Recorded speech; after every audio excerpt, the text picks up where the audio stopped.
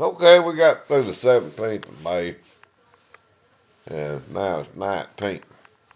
Word got down to me that we lost another man, and he was from Texas. His name was Wiley B. Early, and we all called him Squirrel.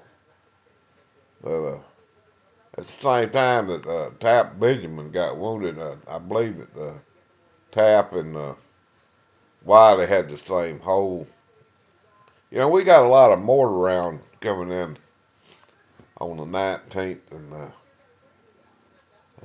I'm not sure how Wiley got wounded. But anyway, Wiley was a good guy.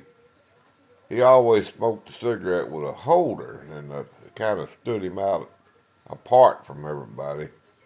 You know, seemed like a guy from Texas always stood out, either the way he talked or the way he acted, or for some reason, uh, everybody knew that they were from Texas, and it was really something. Wiley, I thought he was from Dallas, Texas, and he turned out he was from East Texas. Down here close to where I live at now. In Hughes Springs, Texas.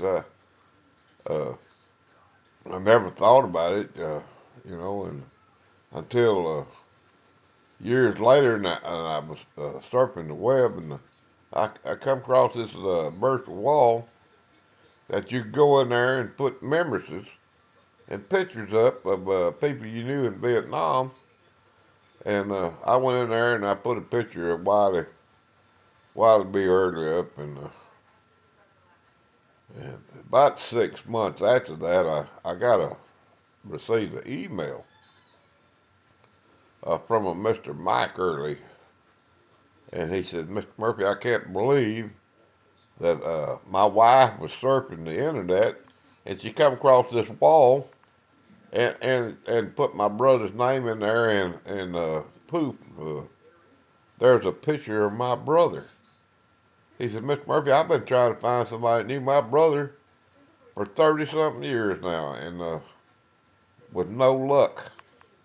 And luck has it, there's a picture of my brother." And he said, "And you have put it in there." He said, "I would really like to talk to you."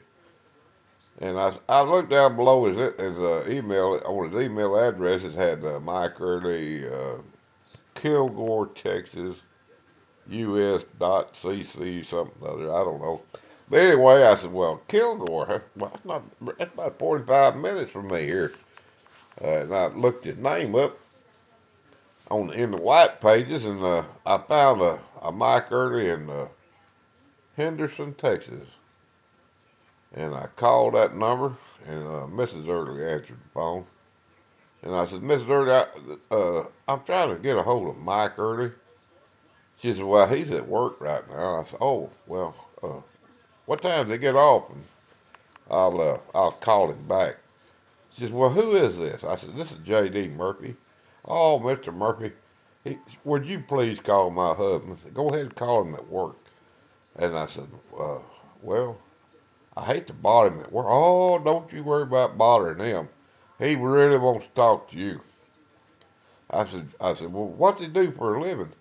She said, "Well, he's the dean of police academy over there at Kilgore College." I said, "You're kidding me." I said, "That's where I went to police academy at." She said, "Oh, no, really? Oh, this gonna make his day. This gonna make his day. Just call him up. He wants to talk to you right now." So I called over to the police academy, and sure enough, he's the dean of police academy. And I said, "Mr. Early, this is J.D. Murphy," and he was just ecstatic. He said, "My God, after all these years, I finally found somebody that knew my brother." And I said, "Well, yes, sir. He was a good old boy." And I said, "The funny thing," he said, "What do you do for a living, Mr. Murphy?" I said, "Well, I'm the constable over here in Cass County."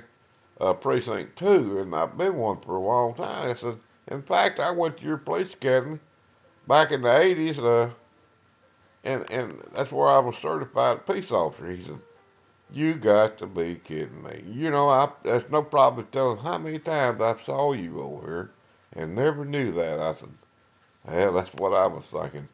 I said, you know, matter of fact, I got a profile school there this Saturday.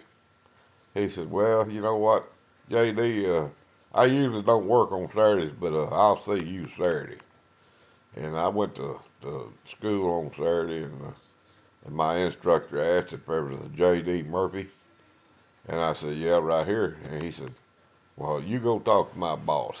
He's waiting on you. I said, yes, sir, I'll go talk to him. You know, now Mike Early has got a big scrapbook of Wiley B. Early, and he's just so proud to have it. Doc Hoppy and everybody helped him out with pictures and uh, uh, what happened to him and everything. And you know, he told me where his grave was. He's buried there in Longview, Texas, and I got to go see his grave and visit with him, and it really made my day. Anyway, I'll get back to the story in a little while. Bye bye.